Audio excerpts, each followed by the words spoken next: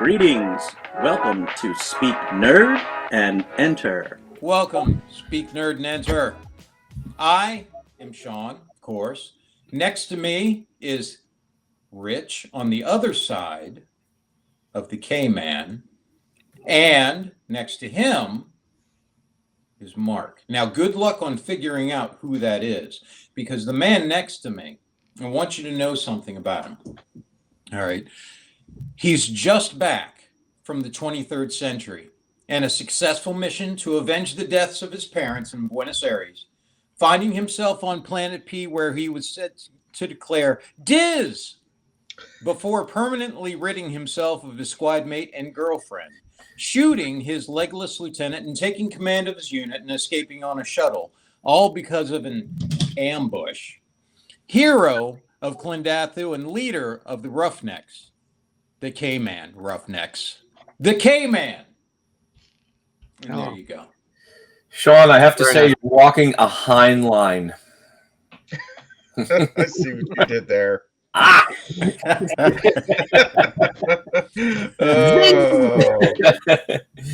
Nerd. Enjoy. A nice intro. Thanks for that.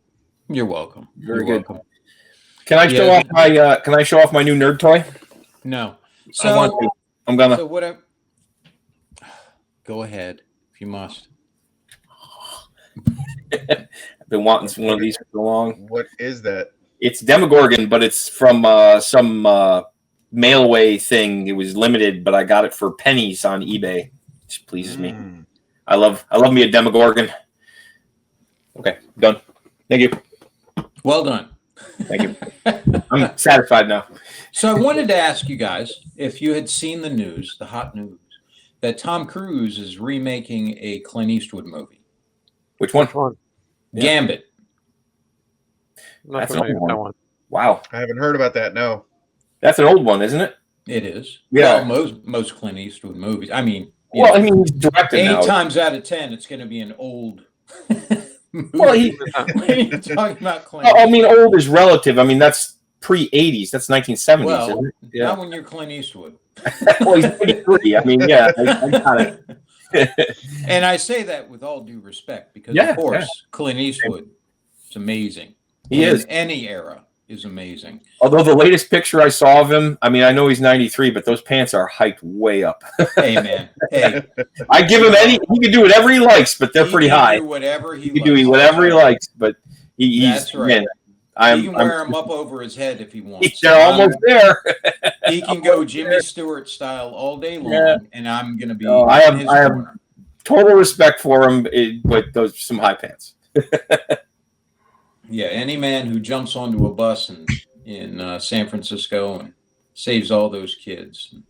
Yeah, he's amazing. Yes. Yes, he is. But yeah, Tom Cruise apparently is remaking Gambit. If any of you remember what that is. I don't. It's That's not the X-Men. one. It's not one of his more. It's not one of his more well-known. Popular, It's the one where he is escorting a prostitute to a court case against the mafia, and they're trying to kill him on his way there. Sounds interesting. I mean, so what do you think? The premise of the question is not so much for the movie, because I figured you guys hadn't seen the movie, but what do you think about Tom Cruise remaking a Clint Eastwood movie? Are you for it or against it? I don't know. Hollywood's built on remakes of shit, so you know, whatever. I mean, it doesn't really turn like I don't be like, oh, Tom Cruise can't make this movie. Yeah, no, like Clint Eastwood did a great job with Gambit. I haven't seen it. Mm-hmm. I'm not familiar with it, so I'm going to assume it's an amazing movie. Like, put that aside. But that's like saying, oh, John Carpenter can't remake The Thing. Yeah, well, he did an amazing job. But it's not that. It's not that. Because if it were just the director redoing the movie, okay, you could. But what I'm saying is, can you see Tom Cruise in a role played by Clint Eastwood? You know Clint Eastwood's persona. You know who he is in just about every movie he's been in. He's pretty much like, well, many of our favorite actors, Walken as an example. Whatever movie he's in, he's Clint Eastwood. And that's why everybody's happy to see him in a movie, because that's who he is. Do you see Tom Cruise successfully playing that role? Well, here's the deal, man. I think, we come from a particular generation. People of a more Taste, people who are younger, sophistication, whatever you want to call it, right? All the. Well, I mean, can you and I see it? I mean, no, it would be really different. At the same time, Tom Cruise is a person who has a long history of action film. Is it going to be just like the Clint Eastwood movie? No, it'll be Tom Cruise. It'll be whatever that is. So, But yeah, go ahead, Rich.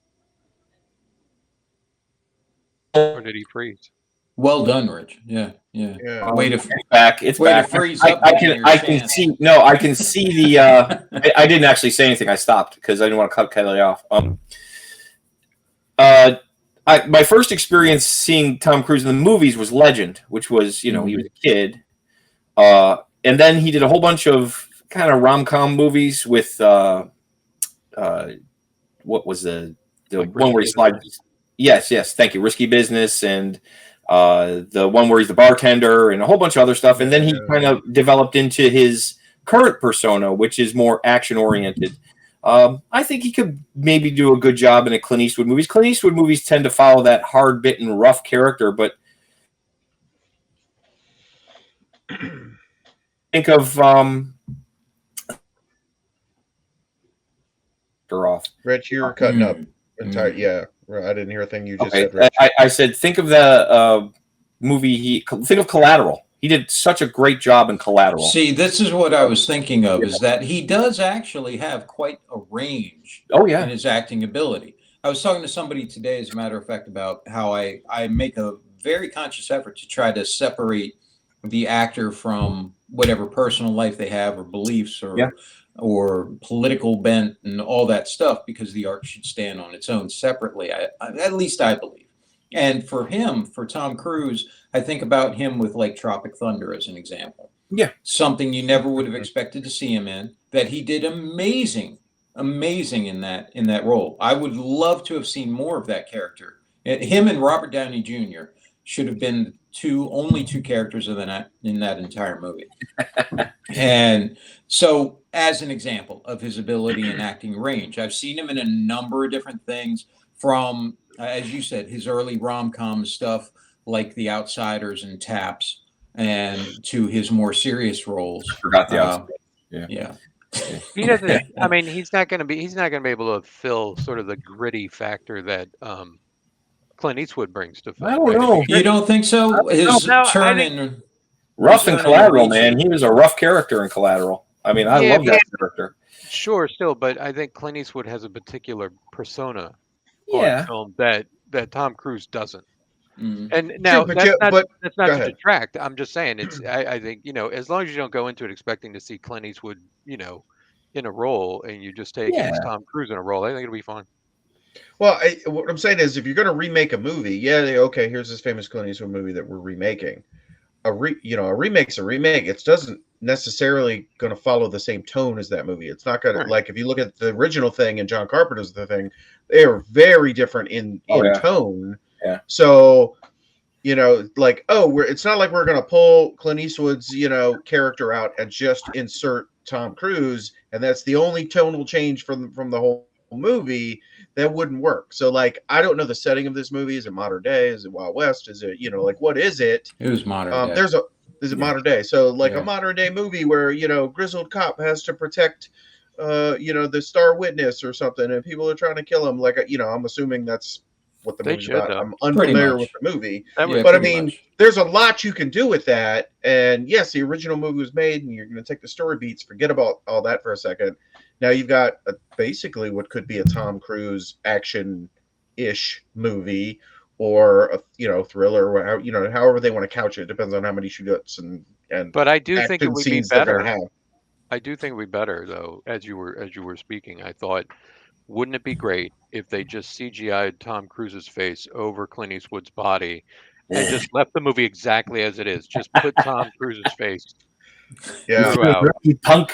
Well, you know, with the advent of AI, I'm sure somebody in Hollywood's been like, remake. Forget that. We'll just run this old movie through the faceometer, and we'll put some new star on it and start collecting our 3%. Exactly. Now, okay, so I'm hearing a bit more possible acceptance for this. This is the other one I wanted to pose to you as a contrasting one. Okay, J.J. Abrams is also in the works. He has a remake in the works, or a remake, his take on it for Back to the Future. Oh. No, Back to the Future with Timothée Chalamet, who is Kelly's favorite actor. Oh, yeah. No, if there's one thing Back to the Future needs, it's more lens flare. No. Michael J. Fox is so iconic in that role, and he's so beloved. That's another creature of its time, I guess. It's not going to age well. Back to the Future. I think you're going to class that one in the same class as Highlander for you guys, which I disagree with. But it's just. I think Back to the Future is like in the Goonies territory. Like it worked. It worked. It's lightning in a bottle. You had a great cast. You know, there's nobody who detracted from that. It was just a well done, tight, funny, classic movie. You know, it had 2 sequels, and the third one was awful. Whatever. That's Hollywood, though. Like, if it made money, they're gonna make another one. You know, look, forget about those for a second. I'm talking about the first one. Okay. It's a great movie, right? Mm-hmm. So Hollywood, of course, wants to remake it. I'm not seeing it as no originality, man. You know, it's like terrible. I know, but it's like, let's remake Goonies, let's remake The Princess Bride. Like, I'm sure they want to because they're eyeing the paycheck. If it does as well as the original, I don't think it would come across well. Like, that one has got a caution flag from me. I don't, Well, the premise of it is what I'm wondering what their take on that is going to be, because and if they remake it where you go back to the 80s from today, okay, it's the same story, but not okay. And now you've got all the people our age, right? Because we didn't grow up in the 50s, but we enjoyed the original where they went back to the 50s, our parents were like, hey, right? So actually, I'd be on board for something like that where it's Back to the Future, but we're going to go from today back to, say, the 70s or the 80s. Yeah, that would be a good time, but that's not a remake. That's here's a different spin on a classic, which that I'd be down for.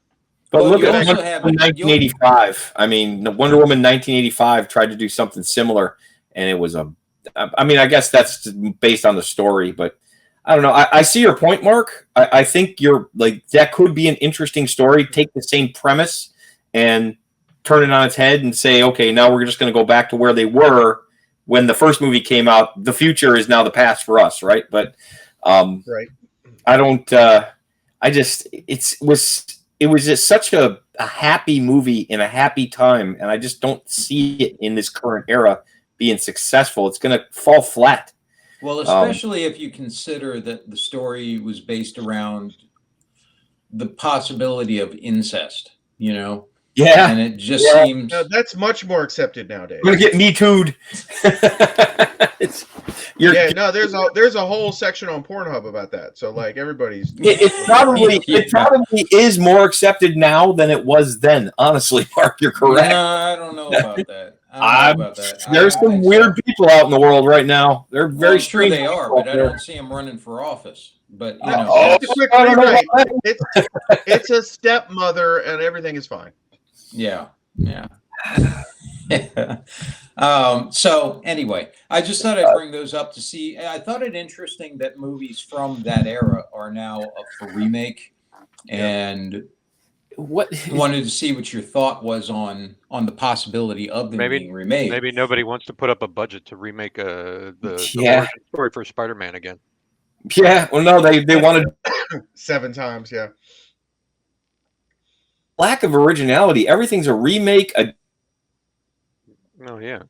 Well, Rich, you were back to the early days of the podcast in your audio quality. I don't know what's going on, but you're cutting out just about every time you want to make a point. So I don't know. Now, speaking of originality, I'm sure none of you were able to do so, but did any of you see any of Fallout? I did. I watched all of it. Oh, you did? I did. I've never played the games, right? Like I've never played any of the Fallout games, so I'm coming into it from. I'm aware of it. I've seen the dude with the thumbs up. Like right. I'm alive during a pop culture era, so I was aware that Fallout was a thing. Never played it. I thoroughly enjoyed the series. Yeah. Like I enjoyed everything about it. It was kind of this gritty violence mixed with this campy 50s aesthetic and whatnot, and the multiple storylines I found interesting and compelling, you know what I mean? And some of them were simple and some of them were like, what's going on with this? Like I thoroughly enjoyed it. And Walton Goggins, I believe his name is, who plays the Ghoul. He's just an amazing actor anyway. I'm not familiar with the other two actors, the leads. The guy that plays the squire who becomes a knight, his character I didn't really like at first. He was too bungling and a bit of an idiot. You know what I'm saying? And he kind of came around by the end, but he still feels a little directionless to me. And I love the lead actress who's, naive, but getting the job done. You know what I mean? Like she's clearly not prepared for this world, but is a quick study. You know what I mean? So I enjoyed all of it. Did you ever play the game, Mark? No, never played the game. Did you, Kelly? Yeah. Okay. Did you see any of it, Kelly? I didn't. Indy and I talked about it the other day. We wanted to sit down and watch it together, but obvious recent events. I gotcha. Yeah, I'll be interested to see what you think, Kelly. I enjoyed it as well, Mark. I really did. Did you play the games, Sean? Yeah. Okay. Yeah. I mean, Mark's description sounds very much like your experience, at least my experience through the game is that, you go into a world, you're completely unprepared for what the hell is going to happen. And I mean, some of it was quite irritating. And it's got the same sense of humor that you had in the games. Very involved with the creators of the game and the directors of the game and that sort of thing. So it's got a lot of that. It is not a retelling of anything that's happened in the game. It's a separate story. And so it doesn't have the same factions that were in the game? No, the factions and stuff are in there, like the Brotherhood of Steel and stuff like that. That's in there. But those factions are rather large in their effect over, the landscape. So wherever your vault is, it's more than likely you're going to run into somebody, Sure, yeah. And so there are factions in there that you're familiar with, things you're familiar with that way. But the specific story and the characters are very, very different. And I really liked the way they took it. Walton Goggins' character, I thought, was the key to the series for me. And if you're not familiar with the games, when it first starts out, I know Helena was kind of, she liked Walton Goggins, but the other ones kind of like, I don't know. And she felt the same way you did about the Squire, Mark, where she was like, I don't like him so much. But the point is that they were starting them from this point and then having them go on an arc. And you have to have enough to stay in it long enough to start to see where the characters are developing. And they're not rushing it. It's kind of something that's just playing out over the series. And I really did thoroughly enjoy that too. I really liked the opening, the first episode opening. That I thought was great. The opening with, him at the birthday party and stuff and all that. I thought that was really well done. Just a great way to introduce somebody to what Fallout is and to intrigue you to try to find out what's going on, so. Well, I really like that. It sounds very much like the game from what you guys are talking about. It has the feel of it, sort of follows sort of the general way you progress through it, Yeah. It sounds cool. It was not. It was the absolute opposite of what they made Halo. Yeah, like I finished the series and was like, oh, that was really good. I would love to see the next series, because of course it sets up, for the further adventures of, and the way it ends, you're clearly aiming toward the next season. 8, I think. 8, yeah. Yeah. That's cool. Yeah, like I say, I didn't come in expecting anything. In fact, if anything, I was like, oh, great, another video game remake. Here's another Halo. I haven't even been able to finish Halo. Like, no. I'm just like I turned it on the other day, and it's just like, oh my gosh, Man, like what's going on here? Yeah, you try a couple times and it's just too hard to get through. Yeah, I got it. Let's make it so nobody has their armor. That's what I want to tune into a Halo series for, to see a bunch of Spartans running around without their armor and without their guns at a cookout. Doing nothing. Right, at a cookout. Come on, man. Oh, digging a hole. Cut. Yeah. This one was Rich, done you're well. completely silent. I don't hear anything. Because Fallout always struck me a little bit like has a little bit of paranoia to it. Yeah. And I always dug that. I like that. Yeah. And the darkness and everything that was with it and all that. I just always thought it was really well done. A little bit of 40K in there, of course, and stuff like that. It's just a nice mix of all of those eras, a little BioShock and that kind of thing. And I thought they pulled it off really well. And I thought the girl who plays one of the lead roles, she did a great job. As I heard one of the other reviewers say, she's not a Mary Sue. She's not like a girl boss and all this. She's like an Ellen Ripley kind of character, but in that setting, and very, very believable. And you end up rooting for her. And, I thought it was really well done. Yeah, I enjoyed that quite a bit. Yep, yeah, look forward to watching it. Yep, or one big thumbs up, like the Pit Boy. Hey, Rich. No, I nope, can't don't hear you. I actually thought that was the best thing he's ever said. Yeah. More insightful than anything I've ever heard that way. Now, Rich, you had something important you wanted to talk about. Go ahead. Wow, you don't say. He left on his own. I did not boot him.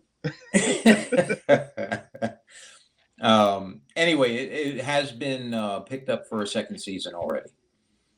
And, that does not surprise me. What? I'm sorry. What service is it on? What's Amazon? Amazon. Okay. Yeah. Yep. The same one you avoid for all your Lord of the Rings and Halo content. I know they're so inconsistent. And again, this comes down to the creative teams and who's doing it. Like HBO has had some winners, and HBO has had some real losers, and Amazon has had some winners, and Amazon's had some losers. So it's not who's putting it out really. How about now? Yes, we can hear you. So much of you. Oh, come on. Oh, that was a perfect opportunity. I know. And I'm glad you. Oh, I'm sorry. I just wasn't. I was so excited to hear Rich's. I was going to say, you don't care. Silent. You don't care. You're like, no. I don't know what the issue was. I unplugged the mic and plugged it back in, and it started working. So I'm sure it'll break any moment now. Probably any moment. The second you want to make a cogent point. Yeah. The second you have something valuable to say. Mm-hmm. Yeah. Like so that. anyway, I enjoyed that a lot. Kelly, I'll be very interested to see what your thoughts are since you're familiar with the setting. And well, I mean, it sounds much better. I mean, because like Mark said, you think it's just going to be another video game remake, and there's not a long history of that going well. But it just so happened that I got a free month of Prime, and that's why I figured I also would like to see it, so I'm also interested. I just haven't had a chance. Check it. Well, I've saved you all the trouble, and I watched Rebel Moon Part 2 last night. Helena it is every bit as good as you would have expected. Helena, my lovely wife, is downstairs watching that for some reason. I don't know why. I asked her, "What are you doing?" And she said, so. Yeah. No, so my wife says, it was over, and I was like, oh, that kind of sucked. And my wife goes, oh, but you like Star Wars, and I'm like, yeah, but that's not Star Wars. She goes, but that pisses me off. Oh, that pisses me off. She goes, but there was lightsabers, and it's not Star Wars. Oh my God, that is such a girl answer. What's the difference? Sort of thing. Oh, I hate saying that, but it so is. I don't understand. They care enough to know the name, and that's it. That's it. Tourist. Yeah. In your mind, it's got a lightsaber-esque thing. It's in space, and there's people fighting. Well, it's like Star Wars, isn't it? Why don't you like that? It's like that line in Mr. Mom, 38, 39, whatever it takes. Whatever it takes. 357, 358, yeah. No, like I say, I don't know if we even want to talk about Rebel Moon. It felt very paint by numbers. It was just like, it just didn't make a whole lot of sense. It was dumb. It was just dumb. I don't even want to get into it. It was dumb. No. Do we want to talk about the elephant in the room, the thing that's happening right now, or do we want to avoid that? Which thing? The Games Workshop thing. Oh, yeah, go ahead. Okay, so Kelly and I, anybody who's a Games Workshop fan, this is actually topical, unlike a lot of the stuff we talk about, because this just happened this week. Anyone who's a Games Workshop fan will know that there is quite the kerfuffle going on right now in the world of Warhammer. Games Workshop decided to change some of their lore, and the way they went about it was not received well by people like us, people that enjoy their stories and enjoy and invest money and time in their products. The gist of it is that they decided to introduce a female custodian to the Adeptus Custodes. Now, on its face, okay, I mean, you want to have a female custodian. I don't agree with it. I think it's not sensible, nor does it help or add anything to the story. But had they chosen to do that, that's within their purview. The way they went about introducing it is the problem people have, and the problem I have with it, that it was extremely disrespectful, and they just said, well, it's always been this way. Eat it. Instead of coming up with a good story or giving a good reason or giving some lore-based idea, they just said, no, you've been mistaken. There's always been female custodians, and there haven't. Since the beginning, they've been a brotherhood, all male. It's just the way it is. And there's nothing wrong with that, because there's all female forces and all male forces. Who cares? So, but the way they went about the change, and now they're going around telling people, blocking people, and they're making some terrible decisions for people that really love their products. And, if you guys want to give your thoughts on it, I honestly have no problem with there being a female custodian, even though I think it's ridiculous. It's their decision to make, but the way they're going about it is just bad. So go ahead. Who wants to talk first? Well, I'll jump in there. Right. So, this is all an extension of the female Space Marine thing. Yep. I've been playing Warhammer 40K since Rogue Trader. Yep. Right? I have somewhere in my collection the original female Space Marine models that came out in 1984, 5, 6, Worth whatever. a fortune. There were two of them. One of them was I had as the commander of my force when we played in the Laurel tournament. You know what I'm saying? So, like, I get it. But back in Rogue Trader, it was very vague on purpose, and the lines had not all been drawn in, and they were figuring it out, and it was a kitchen sink kind of thing. And over time, it has since solidified, and the lore has been set in stone, quotes. And that is, Marines are all male, has to do with the process of making them and becoming Marines. So fast forward 2023, 2024, the message, modern audiences, all of that. And they're like, we want, women Space Marines. And you're looking back at 30 years of lore and history in the game. And they're like, well, we can't really just do that. Not without just breaking the game. People still want it. I get it. People are looking back, blah, blah, blah. So I see this as but Custodes aren't Space Marines. Right? And they never were. They were like, bespoke, handcrafted Ferraris versus, top of the line BMW. Like if Space Marine's like a BMW coming off the assembly line, right? Custodes are like handcrafted supercars, right? Each Custodes is a little bit more than a basic Space Marine. So this strikes me as, oh, well, we can't have female Space Marines. It would totally break the lore and all this stuff. But you know what we could do as an appeasement to this clamoring for, female representation in the tabletop gaming hobby, is I can see them going, we're going to have female custodians. Having said that, Rich is 100% right. The method you go about doing that, right? You come out, you go, hey guys, people have been asking for this. You know what? We're going to do this. There's no models that of female custodians. There's nothing but, I believe, the new codex has like a little short story blurb about a female custodian. Yeah. So it's I see it as like they're trying to like toss a bone to the people clamoring for this without changing everything. But I feel like they're doing it the wrong way. If you come out and go, hey guys, some people want this, so you know what, we're going to change this or retcon it. Cool. I'm a Necron player. They've retconned the out of Necrons over the years. You know what I mean? It started one way, and right. But I mean, like change happens. Squats versus Votan. There's precedence for making some changes. The concern here in the larger thing is, okay, if you're going to bend on this, and you're going to do it in a ham-fisted way that upsets your fan base, what are you going to do when these people are clamoring to mess with the cinematic universe and some of the television, what's that going to look like? And so there's two pieces to this. Number one, I don't care if your little plastic soldier has little plastic boobs or not. Like if you want a female Custodes, I don't care.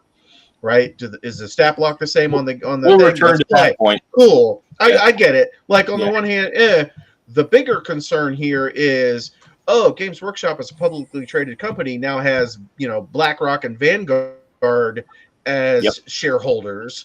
Are they dictating some terms on behind the scenes? Like, hey man, you need better representation, or you need to cater to X, Y, and Z.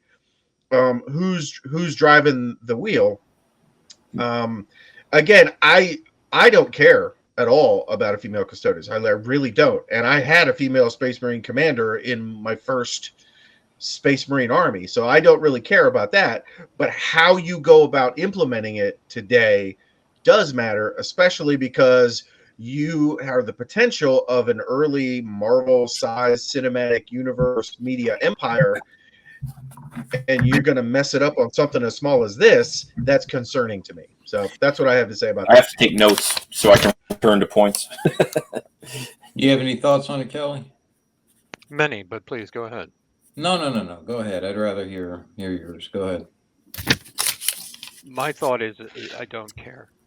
That's my initial thought, is that I don't feel that the inclusion of a female Custodes in what is a snippet of a story, which typical of the GW publications, changes the dynamic in the least. I think from my perspective, we can acknowledge, or should be able to acknowledge, the game was born at a time when there's certain particular thoughts about the world, right? And so in that moment in time, sure, you wouldn't have it in there because you don't think of them in that role, right? But that's a societal issue. That's somebody's sort of, this is the world you were raised in. You see it through a particular lens. You execute in a particular lens. I think it's important to be able to evolve thought and say, you know what? Yeah, why not? Why couldn't there be? And yes, to the customer base, you have to understand your customer base. There are females who play these games. So why couldn't you have a female Custodes? Why couldn't there be? I mean, saying that all the Marines are male, they're by and large asexual. So why does it even matter whether or not it's male or female? It's a bullet catcher either way. Even in the books we just read through, the Siege of Terra, Horus Heresy series, right? Wasn't there a point in there where they talked about the Emperor as just an aspect of what, he feels people want to see, or whatever the Emperor thinks people want to see, but there's all these other aspects. And I think there was some phrasing in there at one point that he could be male or female, or hell, he could even be Santa Claus, my term, not the book. But that's just his appearance. He was a man. He was always a man, and he's never been God, as you see. No, He was born a man. He was a male. I mean, were you there? He's a fictional character. What I'm saying is, no, doesn't bloody matter. Don't get upset. They said I'm not upset. They themselves said he was a man, but that's not my. You say, why does it matter? Why does it matter for? Then why does it matter against? Why is it so important to these people to inject this? There is vast female representation. Vast female representation. Let me give you a moment in time to understand why it matters. Okay. We'll stop. Okay, go ahead. Okay. So if we just look at the current day, all right, female basketball player in the collegiate level scores more than any other college basketball player in history, male or female. She gets drafted into the WNBA. Her salary for her first season, $78,000. Okay. $78,000. The closest male counterpart from the last NBA draft, several $1 million to play. Okay. Why is that? Why? Because people don't value women. Rich. No, because we sit here and we look at cartoons that belittle them, and we make fun of them, and we think that women can't do anything. And historically, people have largely thought that. You can shake your head all you want, but it's true. I disagree. Okay, well, disagree, but I'm still right. I don't think you're correct. I think people do value women. The three people here, all of us value women. There is vast female representation in the 40K universe. Vast. It is everywhere except two places. Then your argument is that the thing existed for 30 years without a woman in this role, and so I'm pissed off that a woman is part of this fictional world. No. I would say, pissed off at the fact that if I may interject, makes no sense. Go ahead. If I may interject, this is the thing, because I'm upset about it too, to be honest, and I'll tell you why. Is because it's not based on this reality. It's not based on where we are. It's based on an alternate one where it's horrible, vicious, and horrible. It's supposed to be that way. If we were doing it off of how society changes and alters and evolves and all of that, a lot of the things that are in there wouldn't be in there. You wouldn't have the dictatorship that you do and the horrors that happen that you do and all that. This is meant to be a dystopian future. This is meant to be a place where the reality that we have or have known doesn't exist. And so all those things, when you start to introduce this world, and I'm talking about ours, when you start to introduce our world into 40K, it takes me out of 40K. It ruins my ability to suspend disbelief because now the world is imposing its rules on the fictional world that was set up to be totally separate. That's the thing. So when you talk about different roles and all of that stuff and everything, to my mind, that's not what 40K is about. 40K is about a place where things don't work the way that everyone thinks they should work. In horrible ways. There's nothing good about the 40K universe. That was the vast bulk of humanity lives on corpse starch. Yeah, and it's very, very dark. Very dark. And that's what I liked about it, was that it was so terribly different than this world. And you could look in there in very short order. You can't swing a dead cat without hitting injustices in 40K. And now that it's taking it and retconning it, especially in such a blunt and abrupt way, it really takes me out of what I was in there, where it was that dystopian future.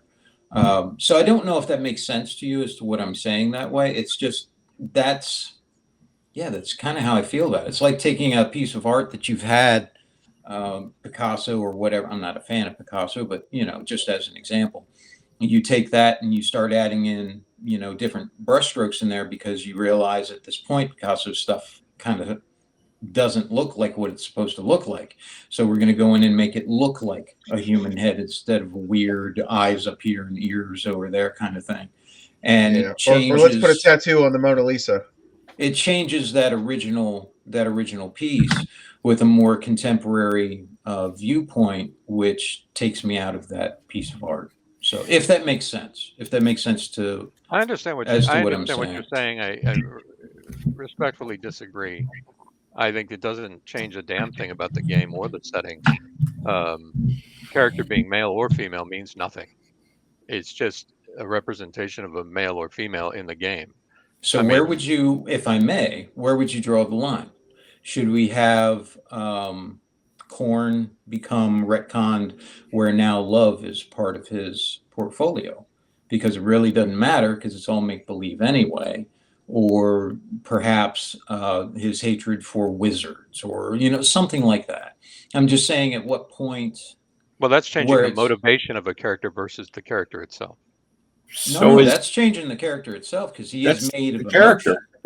He is made of emotion, so it's essentially changing him in his portfolio and who he was on a fundamental But the bigger issue here is, okay, we're going to do that, and then we're just going to tell all the fans, oh, it's always been Korn has always been down with that or against that. You got to separate two things. You can't say, hey, they gaslighted people. Oh, that makes this wrong. The gaslighting is wrong. Okay. The gaslighting is wrong. The messaging is wrong. And that's over there. The issue of having a female character as a Custodes or a Space Marine or anything else, what does that mean at the end of the day?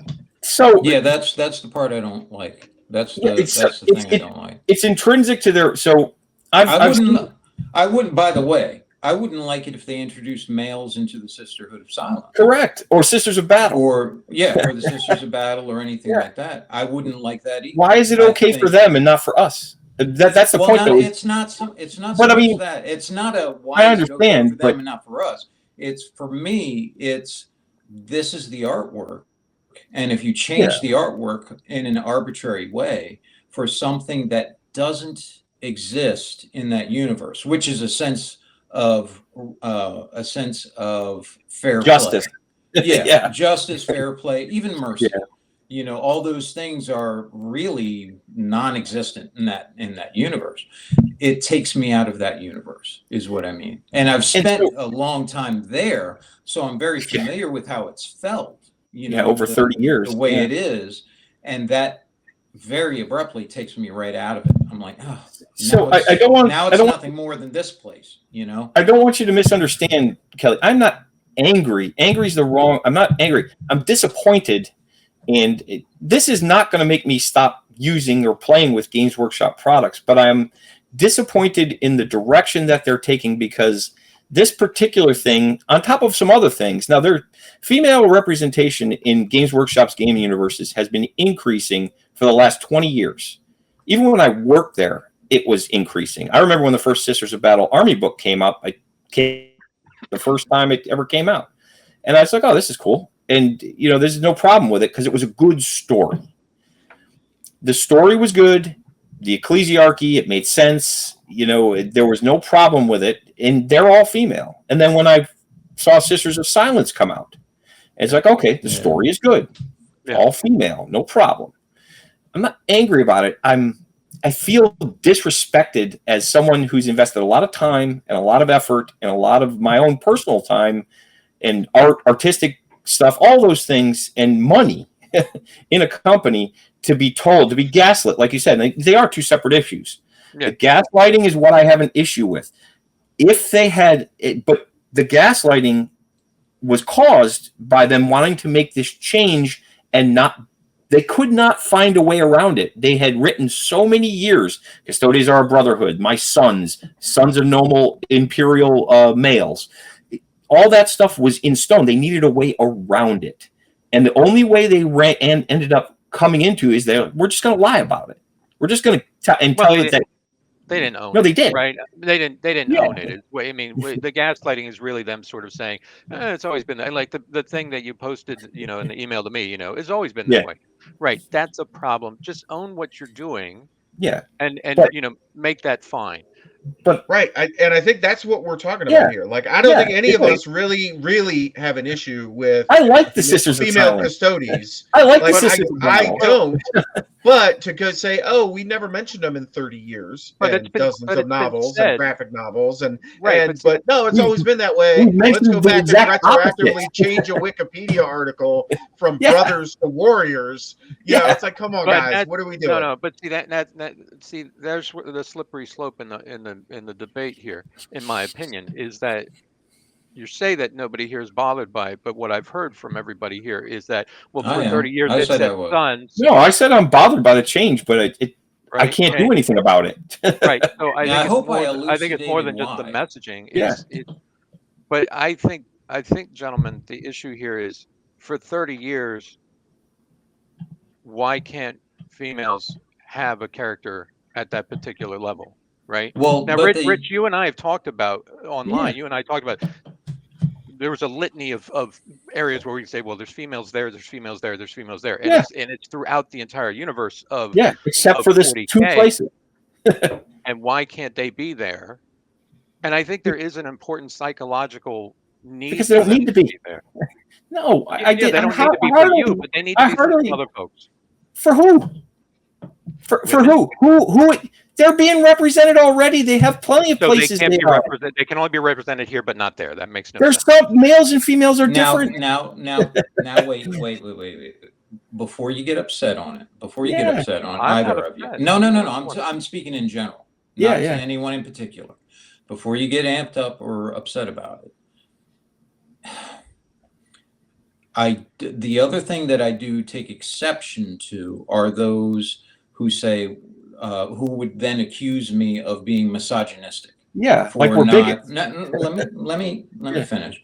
Who would accuse me of being misogynistic for it? Some of the most powerful people in the 40K universe are women. Yeah. And I've always found that the whole thing about like women's representation in comic books and all that and that sort of thing being somehow underwhelming or less than as without foundation. Dark Phoenix is one of the most powerful beings there is. Lady Death. You can go on. Infinity. Infinity, who is Eternity's sibling. So on. You know, there's just a lot who have always been there from the beginning. Who have been Jean Grey, of course. You know, Dark Phoenix there and all that. Storm and so on. Just so many. And 40K was no different that way. You have a lot of very extremely powerful women, including Astartes. The Astartes were named after. The emperor was the father. Yeah. She was the mother of that whole program. There have been a number of them in there who have been extremely powerful, more powerful, arguably, than many of the other things in there, including Fabius Biles, female Next Man, and all that stuff. It seems on 2 fronts, it changes the artwork in a very, to my estimation, a very pandering way, which makes it disingenuous, which makes it not organic, which makes it not artistic, which is what this is supposed to be, artistic. So and that's what takes me and out when of you it, say artistic, I think you're referring to the setting overall. Yes. Not just the drawings. I know. I hear you. I appreciate that. And again, let's also be like, look, man, comics, 95% males read comics, right? It's 5% females that read comics. That's getting more over time, but let's be honest, back in the 60s, 70s, and 80s, comics was predominantly male. Wargaming, predominantly male. Yes, you can all point to a few women who play, but look, man, I've been to the Las Vegas Open multiple times. I've been to the Atlantic City Open multiple times. I'm going to the Richmond Open in a couple of weeks. Right? I've been to Wargaming. Right, I've been to Games Day. Right, Games Day does not have 50% female representation as it would in the general society of 50%. So, like, again, that's why it feels disingenuous and pandering. Your target audience is dudes. But let me give you an example that directly opposes your entire argument. You know who the World Eaters are, right? The World Eaters chapter. Yeah, he knows who that is. Yeah. Would you say that there is anything feminine about the World Eaters chapter? Just follow along with me, and I'll get you there. So, Kelly, specifically, you're saying that women are disrespected and so forth. Okay, the World Eaters chapter. Do you think there's anything feminine about them, Kelly? Particularly. Okay. One of the most beloved characters in the entire lore of the World Eaters, beloved by everybody, male, all the males, is Lotara Sarin, a female who punched a World Eater in the face. She is one of the most beloved characters for people who love that chapter. Now, you're saying that women are disrespected, and I push back against that wholeheartedly. They are not. They are not disrespected. No, they're not by us, not by some of the fans. Just because I disagree with this change does not make me misogynistic, does not make me bigoted, does not make me disrespect women. This change is dumb. The Custodes are genetically enhanced. Even from a practical standpoint of experimentation, you have to go back to remove things from females. A female Custodes does not need reproductive organs. A female Custodes does not need breasts. She would look like a man because you would remove all those things because they're not combat effective. What do you need things to feed children with? You're never going to have children. They can't be allowed to breed. They'll take over the universe. So they have to be controlled. So at that point, you're saying, well, what's the difference in whether they're male or females? Because they're going to look practically the same. Why would you start with a baseline creature that you have to go back and remove things from instead of just build on with males? Because males are stronger, more muscle mass, more bone density, more testosterone. All those things that make better warriors are present in males and absent in females. Makes sense that the Emperor would do that. Plus, from a psychological standpoint, the Emperor wanted to have a brotherhood of closest companions who would stand by him and almost got through it. I know, almost. Say again, all after stand by him. Say again, follow me, I'll get you to the end. I can mark keyed in to where it cuts out. I see it on my feed, so I can stop. I have the secret. From a psychological standpoint, the Emperor wanted a group of companions. He wanted friends. He had to make his own friends because he's immortal and almost omniscient. He had to make things to be friends with. The Primarchs and the Marines are tools. They're bullets and guns. The Custodes are his companions. They're the ones that stand by him through thick and thin. Is this why he burned them all to death in the final book? Well, he was out of control. That's what I said. They screwed that up in the end of the death. We agree on that. But he also made the Sisters of Silence, which are their counterparts, which function with them as one thing. The Talons of the Emperor are a complete unit. The Sisters of Silence, the Custodes would not be anywhere near as effective without the Sisters of Silence because they're susceptible to the warp. The Sisters of Silence are necessary for them, so they have a male and a female counterpart of the Talons of the Emperor.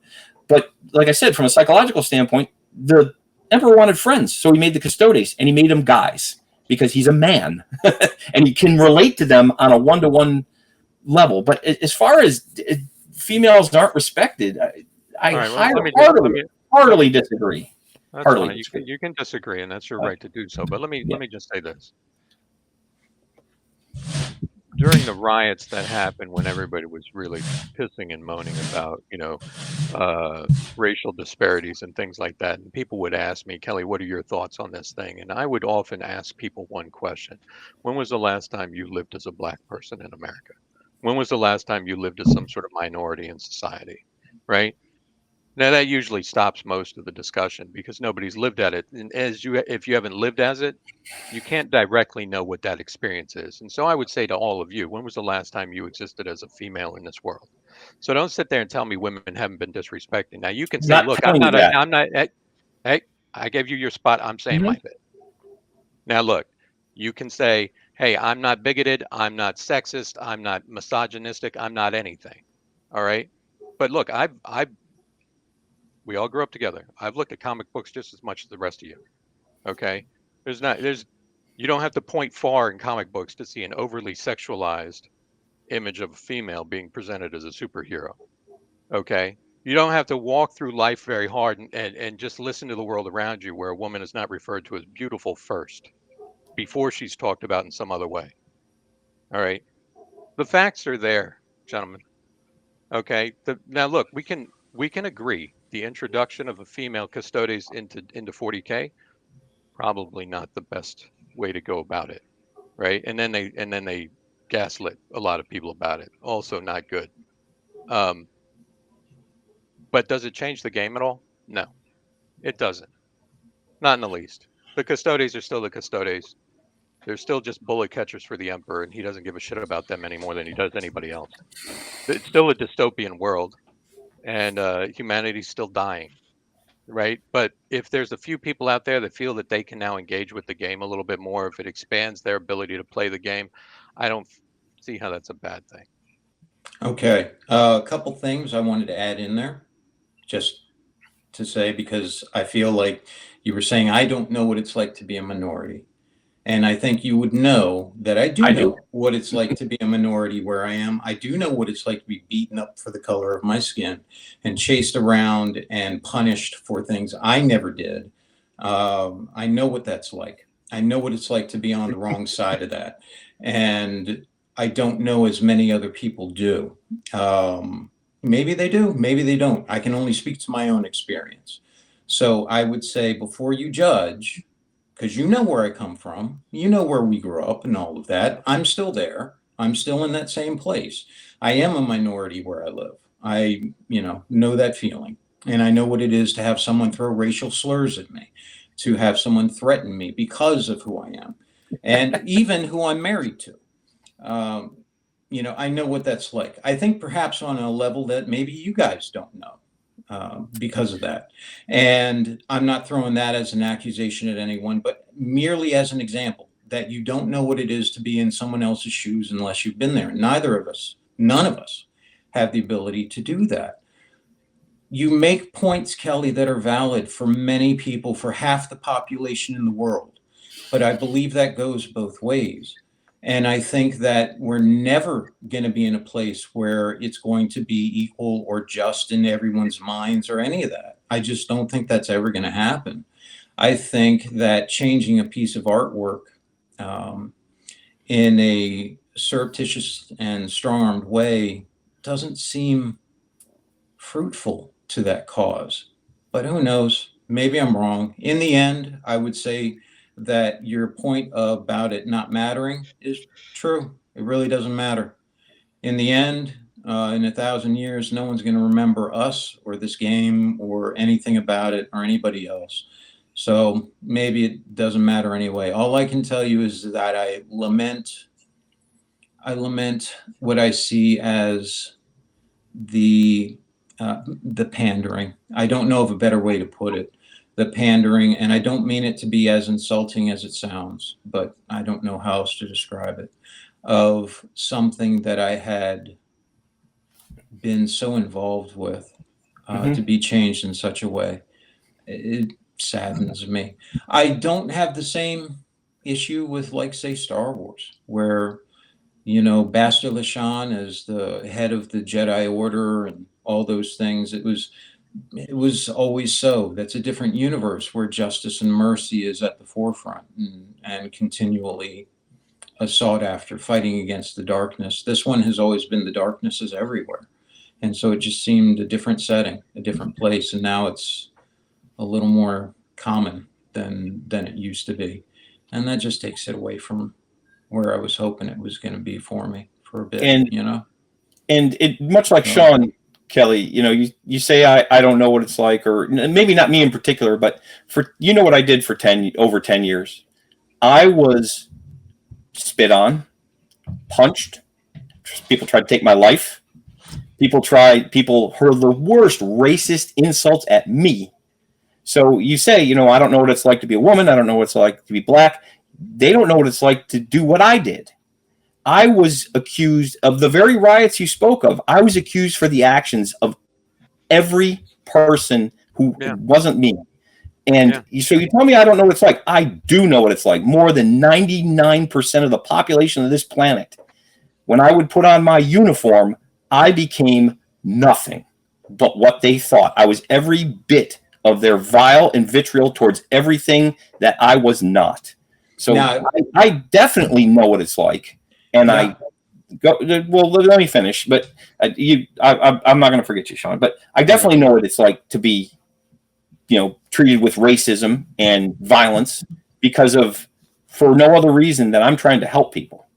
And that because I chose to take up a certain profession or for my color of my skin, because I worked in a majority neighborhoods that were not me, didn't look like me. And I can't tell you how many times I was given racist insults, thousands of times, and I mean, if someone who doesn't look like me walks down the street, they're not going to get spit on if they get pissed somebody off or do something they don't like. They might, but I bet you I got a lot more than most.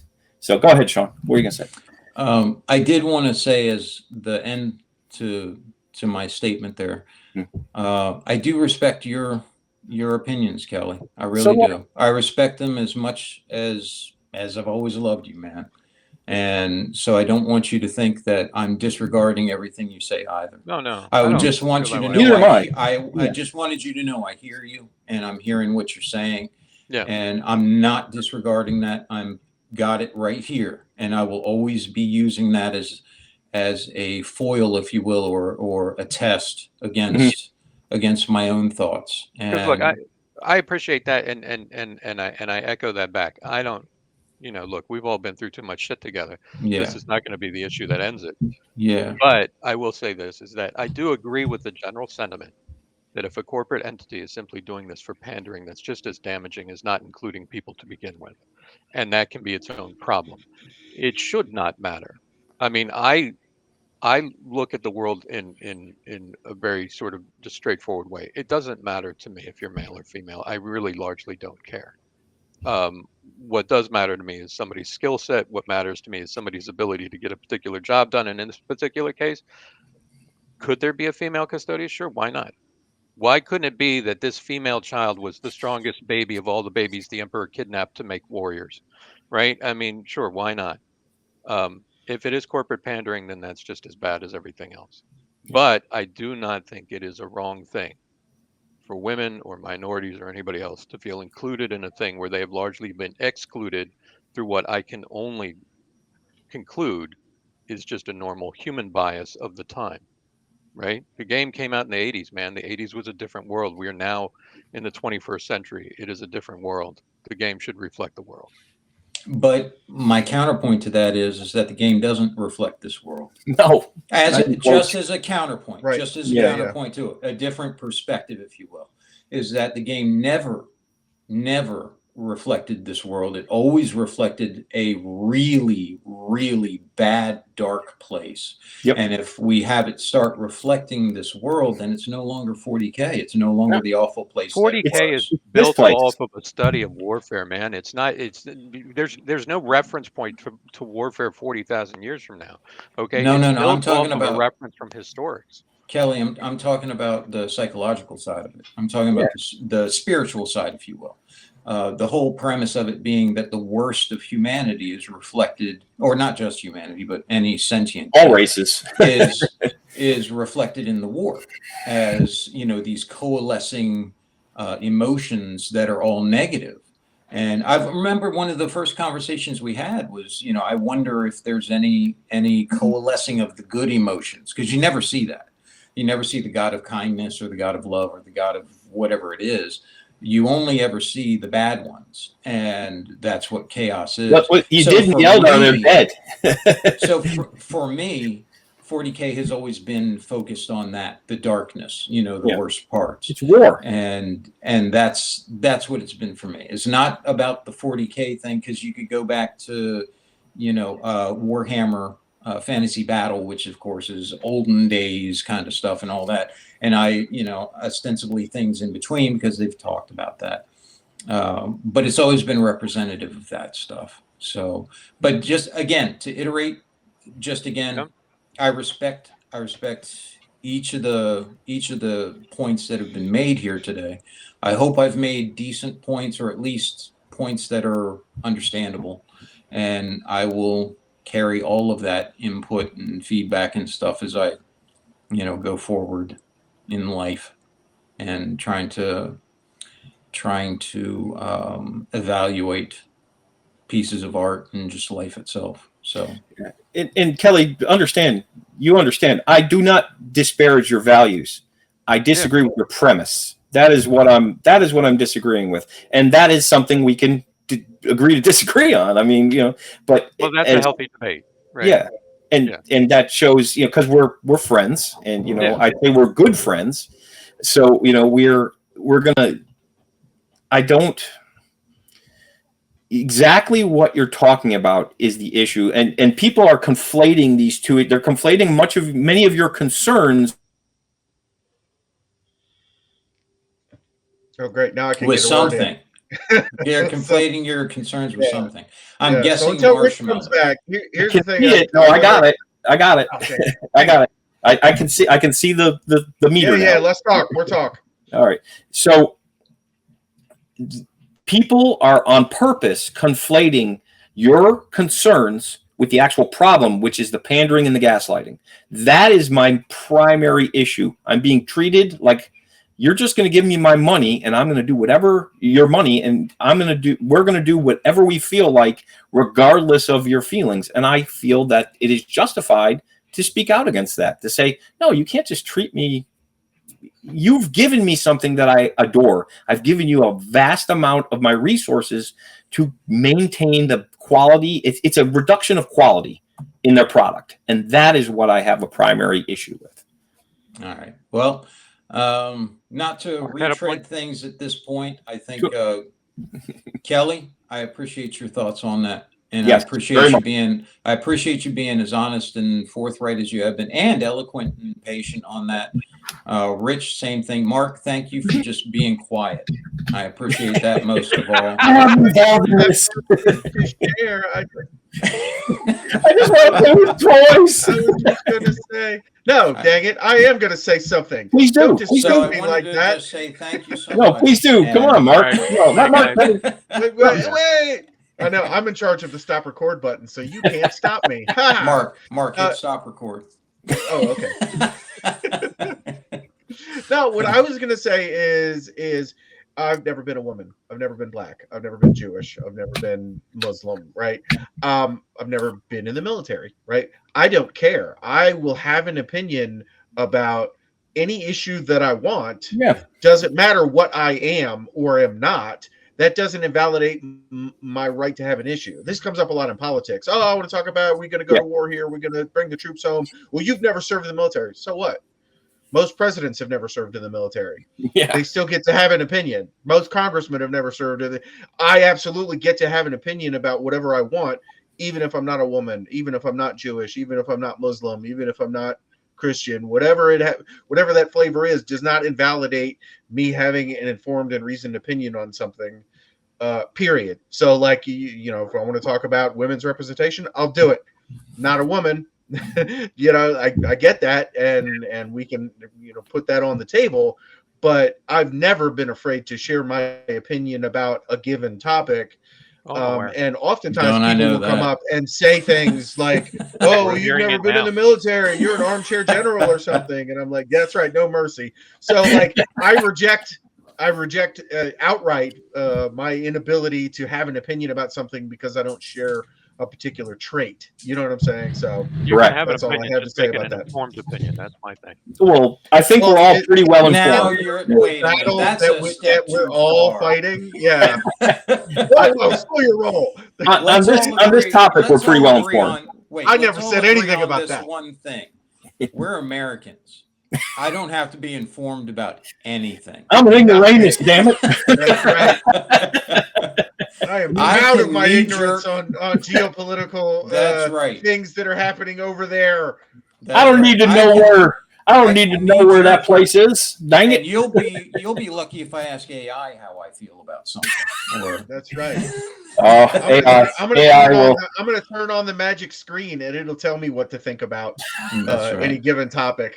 I'm going to listen to the talkie box. They'll tell me. The talkie box will tell me. The talkie box will tell me what to think. I have one in my hand now. I can bring it with me. Kelly, I also want to say, knowing the thing, I didn't really want to bring this up, but knowing, I won't bring it up, but in a very circuitous way. I can stop recording before you get it out. Just let me know. Yeah. Knowing the stuff that's going on currently, and you having the wherewithal to come in and do this and all, I really appreciate that. Same thing, brother. That is amazing. And Helena, by the way, said, she's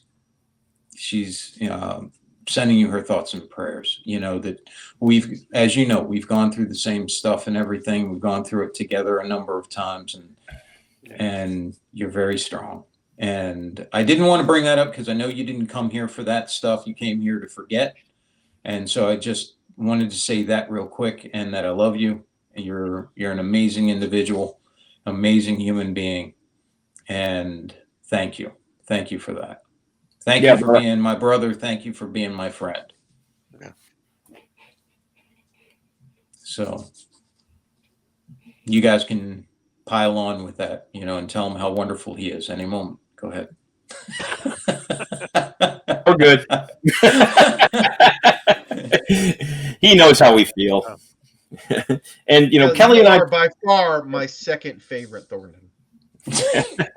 Our sister being the first. That's it. Kelly and I pregame this a little bit. I forgot about Tammy. You are my third favorite Thornton. I forgot. There you go. Yeah. So Kelly and I beforehand. So I had an idea of some of his thoughts on this, and I appreciate him. Like I said, Kelly, of all of us, you are the most. I'd say you're the most thoughtful of us in terms of how deep you kind of roil around with these issues and go into them. And you often come at them from angles that I don't expect, because it helps me with my thinking. Oh, yeah. That's well said. Yeah. Look, again, the important concise thing in any discussion is not whether or not people come to an agreement, but can at least listen to each other? Can you hear each other out? Because that's in that is where you're going to do the self-discovery, right? Yeah, that's the moment. And yeah, like I say, I imagine that this move by Games Workshop to change something in a fictional game is going to lead to some vitriolic arguments. And I think that's sad in its own right, that people are willing to become vitriolic over a game. It's just a game. Friendships are different. Care about it so much. It's funny that we become wrapped up. Like Sean said, this is escapist entertainment. This is to get us away from the world. We don't want, and I understand very directly how people resist this for reasons they might not truly understand. They might not be able to develop it in their mind, but it's because we want to make it more like our. Yeah. That's two really good points there. Yeah. And I couldn't pick better words. It's escapist entertainment, and the argument that people make that say, well, it needs to be more like our world. That's not what it's for. I've got our world. I'm surrounded by it all the time. I want to get away from it. And when you make something that I really enjoy, getting away from everything I have to face, all the arguments and the hate and the bitterness and the disrespect that people experience in our world, I go to a place where there's no mammary glands and no vaginas. No, that's not it at all. No, there's plenty of them. It's just that their ass is kicked just like all the penises and testicles. No, I like to play a Selenette army. It's not. Yeah. And then you get it all at once in every orifice. But at the same time, that's the thing. I don't think they really grasp that it takes away from their ability to escape what they have to deal with all day long when you start making changes to make it reflect what they face all day long. I don't want that. And it's being done across the board with all of our entertainments. Just look at all the things that this kind of behavior has happened in Star Wars, Star Trek, all these things that used to be different, that we used to run away to. now we're just back where we started. Well, I was hoping to end this on the note I had a moment ago, and somehow we've run right back around the track. so let me just say, let me just say in synopsis, real quick, Kelly, thank you very much. Yes. You're a very good guy. I love you very much. Thank you, brother. Thanks, especially in this time and life and all of that. The other two, I don't love them so much. I know. It's okay. Okay. But thank you very much, guys. I appreciate it very much. Cut out that last part, Mark. Yeah. Yes. Yeah. Well, I think I propose we rename this from Speak Nerd and Enter to K-Man's Roughnecks. K-Man's Roughnecks. K-Man's Roughnecks. Diz. Yeah. Nobody quit. So, all right. Well, thank you guys. Thank you very much for another lively discussion. And we will see you next time. Okay. And always remember,